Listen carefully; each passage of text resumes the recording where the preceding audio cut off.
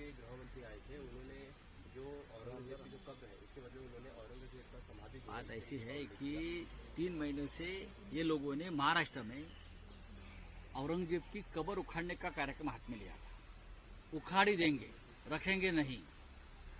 हम कहा कि ये जो कब्र है ये महाराष्ट्र के जो मराठा योद्धा है शिवाजी महाराज है, उनके युद्ध का एक जीती जागती मिसाल है कि जो महाराष्ट्र के ऊपर हमले करने को आए थे, हम उनको उनकी कब्र यहाँ ही खोद दी।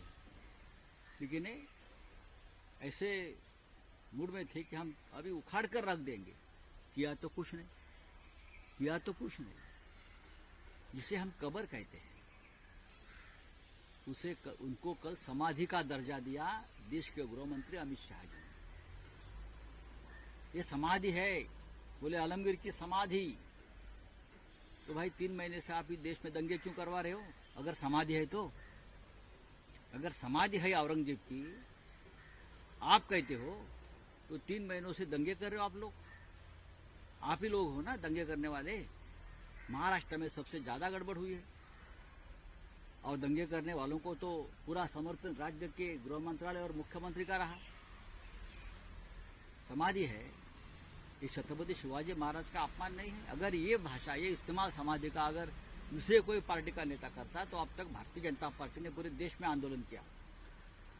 दूसरी बात है कि आप अमित शाह जी का भाषण देखिए, हम छत्रपति शिवाजी महाराज बोलते हैं। ये महाशय शिवाजी शिवाजी, हाँ, उनके एक ही नाम से बोलते थे शिवाजी। अपमान है। इस अपमान के लिए उनके ऊपर एफआईआर लॉज होना चाहिए रायगढ़ पुलिस स्टेशन में, और वो भी गृह मंत्रालय ने आदेश देना चाहिए महाराष्ट्र के। शिवाजी शिवाजी, अगर हम दूसरे कोई बोलते शिवाजी तो ये लोग इतने में हमारे ऊपर एफआईआर लॉज करके छत्रपति का अपमान किया, ये करके हमको जेल में डाल देते और कार्यकर्ताओं को। लेकिन ये एसएनसी वाले सिंधेगढ़ के लोग खुद थे वहां, ये महाशय थे देवेंद्र जी, किसी को ये मन में बात खटके नहीं कि जो गृह मंत्री भाषण कर रहे हैं, ज्ञान दे रहे हैं शिवाजी के महाराज के ऊपर, शिवाजी महाराज के ऊपर, वो शिवाजी का उल्लेख कर रहा है उनके एकेरे नाम से। औरंगजेब की समाधि के बारे में बोल रहा है। ये क्या चल रहा है? सर फडणवीस ने कडेलोट करू असं मुख्यमंत्री म्हणाले होते फडणवीस। इसी समय देवेंद्र फडणवीस का भी एक बयान है कि जिस तरीके से शिवाजी महाराज टकमक शो से पनिशमेंट देते थे, वैसे ही अगर शिवाजी महाराज का अभी कोई अपमान करता है तो किया है ना आपके सामने, तो लगता है आपके सामने तो अपमान किया है। क्या वो सुनने में नहीं आया? क्या प्रॉब्लम है? क्या कुछ मशीन देना चाहिए क्या सरकार को? सरकार को शिवाजी महाराज के अपमान की बात सुनने नहीं आते, दिखती नहीं क्या? हाँ, आप बोलते हैं ना वहां से ढकल देंगे, महाराज के जमाने में जो होता था, तो किया क्यों नहीं आप? एक एफआईआर तो लॉन्च करो भाई, आपके सामने अपमान किया है। जिसने शिवाजी महाराज का अपमान किया, वो कोरटकर जो जेल से छूटा, उनको तो देवेंद्र जी ने पूरा प्रोटेक्शन दे रखा है। 40 पुलिस उसके प्रोटेक्शन में है, 40। जाकर देखिए आप, गिनो, मैं आपको बता रहा हूं। उसको स्पेशल सिक्योरिटी दी है, 8 गनर है उसके पास अभी। ये है आपकी ऊपर से ढकलने के बाद पनिशमेंट। हाँ बोलिए। बकरा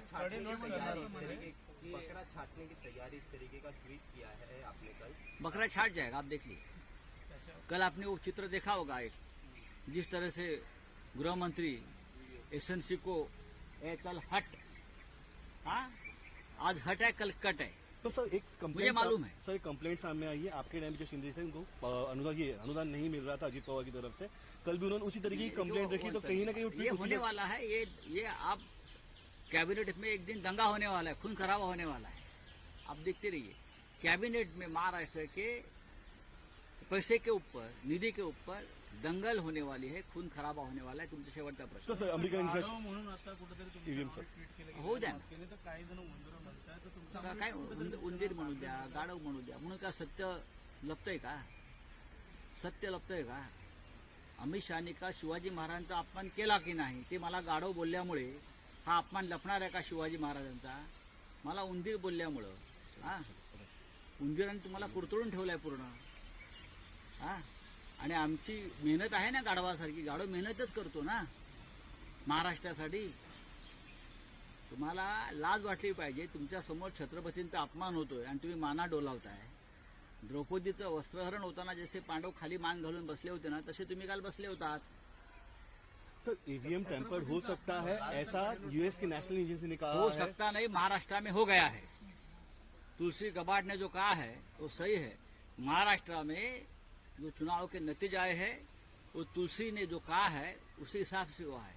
हाईजैक भी हुआ है और रिजल्ट बदला भी दिया है. ये वॉशिंगटन से आया हुआ जो मैसेज है वो इसलिए आया है कि महाराष्ट्र की जनता के लिए मैसेज है. सर इलेक्शन कमीशन इसमें कोई ऑफिशियल बातचीत तो नहीं कर रहा, पर हम लोग है कि ईवीएम इलेक्शन कमीशन जो है वो भारतीय जनता पार्टी की एक्सटेंडेड ब्रांच है. वो सेशन वाला इलेक्शन कमीशन नहीं है. या जो कुरैशी साहब थे चीफ इलेक्शन कमिश्नर, उनके जमाने का इलेक्शन कमीशन नहीं है. समझा? ये जो है सेशन वाला तो छोड़ दीजिए, ये तो भारतीय जनता पार्टी की एक्सटेंडेड ब्रांच है. सब मराठी